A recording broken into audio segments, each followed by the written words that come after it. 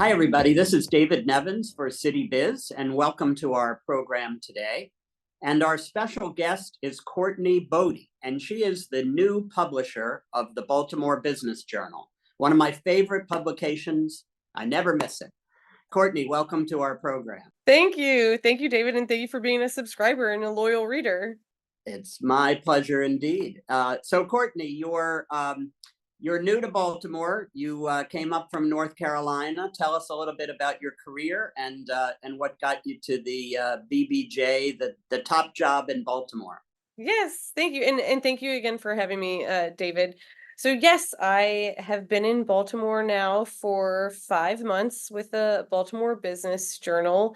I am not new to American City Business Journals, who is our parent company.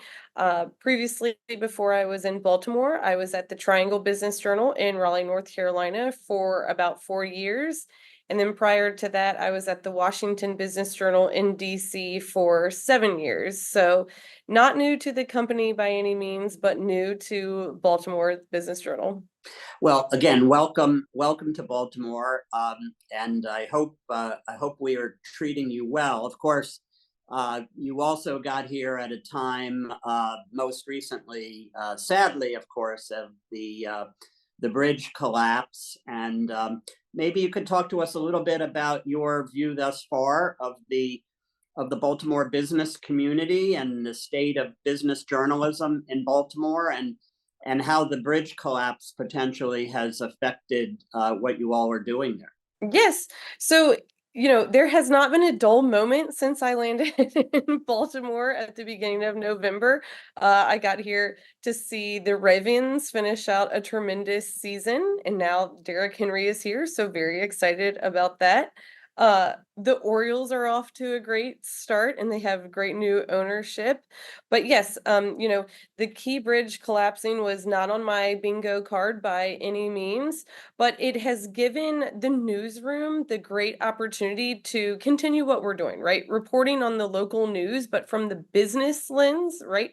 There's many other people that are reporting on many facets of the bridge class collapsing, but we've had the opportunity to talk about the business side of that and how that is going to affect our economy and our great workers that we have here. So, this is a story that we will continue to report on for years, right? Because now we have the opportunity to reshape some of the area around the bridge too, and take a step back and say, how can we make sure this doesn't happen again, right? So I think our reporting team has talked to some different architecture firms in the area too to see, what would they do if they were rebuilding the bridge? How would they build the area around that?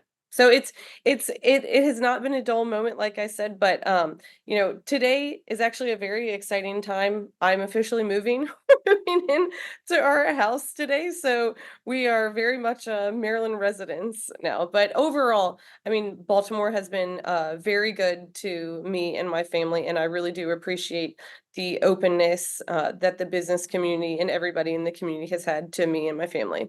That's great, and congratulations on your move in. I hope it goes smoothly. They don't all go as predicted, as you Exactly. know.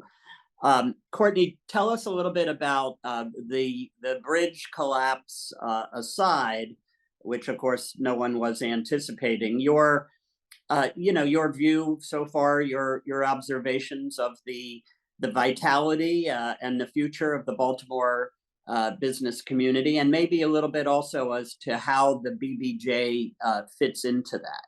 Yeah. So again, everybody has been very welcoming to me. I've had the opportunity to meet with a number of business leaders so far, and I'll talk about the bridge, but what I will say is the business community here is very tight knit, and I have been pleasantly surprised, right? I spent a long time in DC, and when we moved here, we thought that Maryland and Baltimore would be very similar to DC, and we have been very pleasantly surprised that the two regions could not be more different from one another.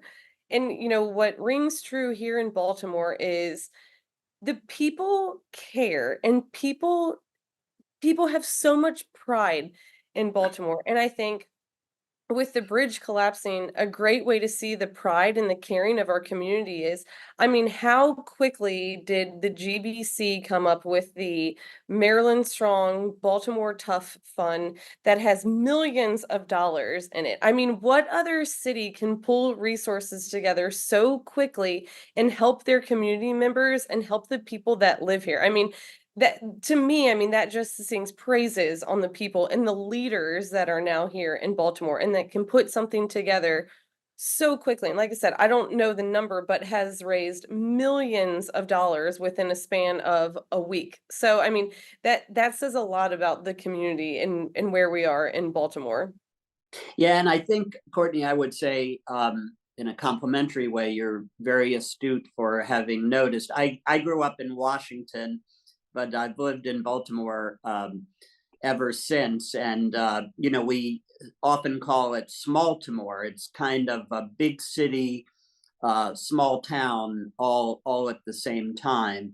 And I think, again, as you noted, the business community pulls together, the community in general pulls together, and hopefully we go forward together and make things right.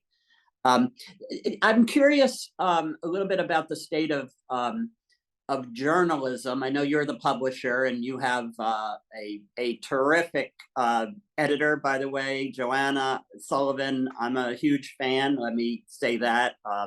Little conflict of interest there, but I'm a big fan. But um, Baltimore, from the journalism side, a lot also has changed in the last couple of years.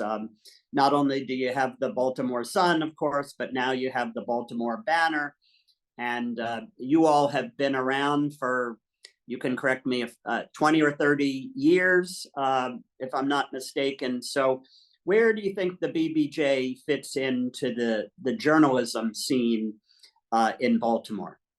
Yeah, that's a great question. And we've been around for 30 plus years here, owned Okay, by I was a few years yeah. shy, but No, I no, was there then too. But time flies when you're having fun. yeah, but we've got great history here. We have a great legacy here, and I'll speak to just the Business Journal, right? I know, like you said, the Banner and the Sun and the Daily Record. There's many other publications, but when I think about the Business Journal, our role and our commitment to the community is to report on the local business news, right? You're not going to hear us talking about politics unless it relates to the business news. While we have a great retail and hospitality reporter, we're not reporting on every single new restaurant that is opening up. We're talking about it from the business side with a business lens. So yes, publishing is it's very different than where it was. Even when I started with a company 11 years ago, the way that people get their news today is very different. We used to rely on our Friday paper to break news. We don't rely on our Friday paper to break news, right? Right. We break it all throughout the week now. So because the print product has shifted, it has given us the freedom to expand on our digital coverage, right? So we break news all day long now. We have great newsletter products that you can subscribe to and get all these breaking news. So I think it will continue to evolve, and even the younger generation, and I hope we get a chance to talk about the younger generation. They're not really our subscribers right now. They get all their news through social media, which is a real shame. People that are in publishing understand, like, that's not the news that we write on. So, we're still having to figure out, and how do we get in front of this younger audience and the younger generation and make sure they have the real news and not just the influence news that they're getting online. And we haven't solved that problem yet, but it gives us the opportunity to continue to evolve our digital capabilities and continue to grow. But yeah, I mean, days of the print product being the mainstay, those days have just come and gone. Yeah, and when my marketing and communications business is a few years older than the BBJ, but not by too many. And I know that in the early days, first we were really thrilled to learn that the BBJ was coming to Baltimore, and then we would wait for our mail on Friday mornings in the office to see, if the client story that we were attempting to push, made it to the front page or page 5 or to the paper at all. Obviously, times have changed, as you noted. I think you brought up a good challenge, Courtney, in terms of getting the future, let's say the future leaders of the community, and because I think you have the current ones for the most part, but the young leaders and the future leaders and the aspirational leaders to understand that to get their news, they need to leave social media at least every now and then, because even though social media, does cover, and we can argue whether it covers it well or covers it poorly, but it tends not to cover at all local news and local business stories. So that's where you guys fit in, and you fit in well. The challenge is how to get young people to read it. Exactly. Yeah, and like I said, I don't have all the answers to that now, but that's something that we are continually thinking about and trying to figure out, what's the hook to get these next leaders to read, and we'll continue to try and find those answers. Well, hopefully you will, and hopefully Baltimore can be one of the early pioneers in that regard. So that's kind of a good segue, and I know you've only been here for a few months, to potentially talk about any changes that you have recently made, and other changes that readers and subscribers and folks interested in business might have to look forward to. Yes, and like you said, I'm 5 months in, so I'll tell you about some of the changes, but I can't take credit for a lot of those changes. But some exciting things that are happening are we're actually getting ready to move our offices. We're moving our offices still within the central business district, right? We're committed to the central business district, so we'll be moving our offices. But as our subscribers and readers will see, I know I talked about the print piece not being the mainstay, but we still do have a print product that will publish every Friday for as long as we will be around. But the print product is actually going through a redesign. It's going through a national redesign. And so when you get your paper on May 10th, you're actually going to see a new business journal size. We're going to be more of a magazine format size.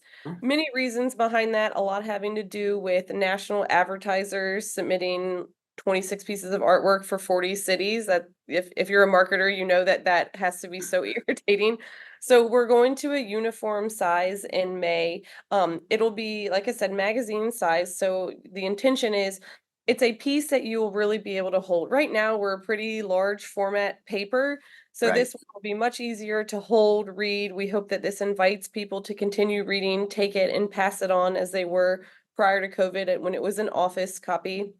And then you'll see a slightly different cover color of our logo as well. So, small changes, but again, it's us continuing to evolve and give our subscribers what they want, give their advertisers what they want. But, as far as my plans and, what I have changed, I am really still on my listening tour. As I mentioned, I've talked to a lot of the business leaders, some great business leaders, and I'm really just gathering all their feedback to make decisions on what we do going forward, right?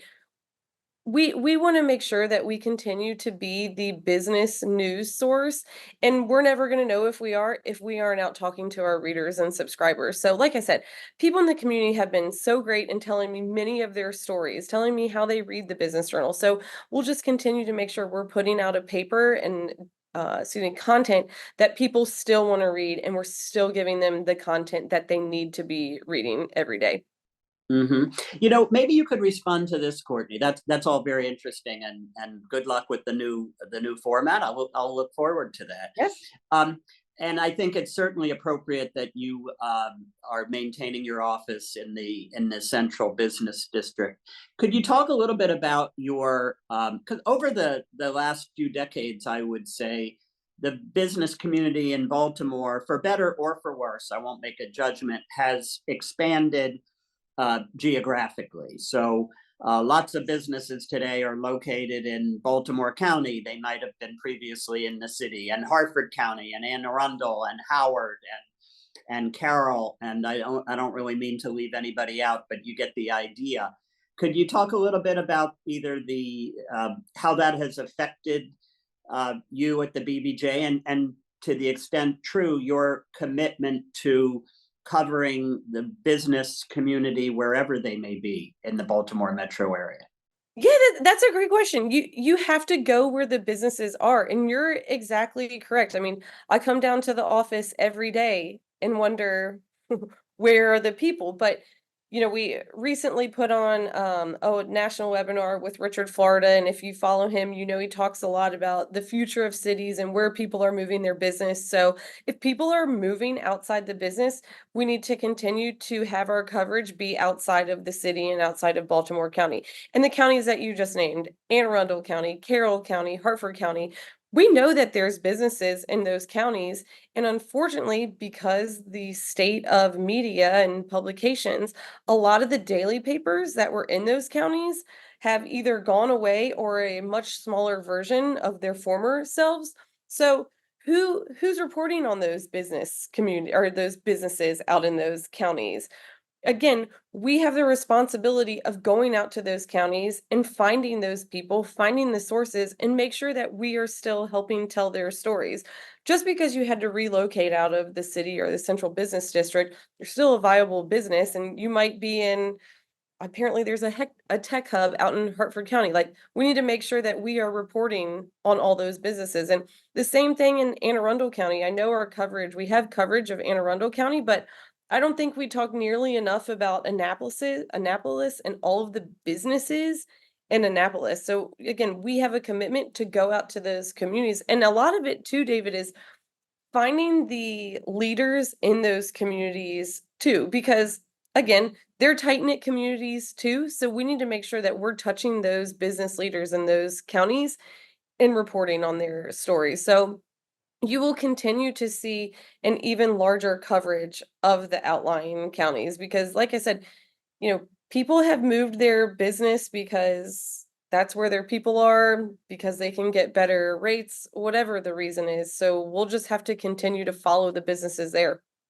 Well, I think that's well put, Courtney. And let me just finish by saying, again, welcome to Baltimore. We have a little bit of I think a little bit of an inferiority complex here. I'm not exactly sure why. We have Washington, D.C., the nation's capital, an hour to the south, and the big city of Philadelphia, 2 hours to the north. And of course, you came from the Triangle in North Carolina, which gets all kinds of notoriety and fame as well. But again, welcome to Baltimore. There's a lot going on here, and we look forward to meeting you and learning more about the BBJ and reading your coverage of our great community.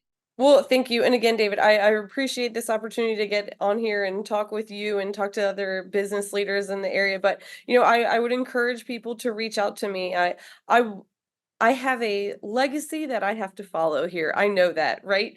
So I want to make sure that I too am a fixture in the business community. So I would encourage people to please connect with me. All my contact information is in the paper and online at any time. So again, really grateful for the opportunity and very happy to be here in Baltimore. Thank you, Courtney. Welcome. Good luck with your move, and look forward to your being here for a good long time.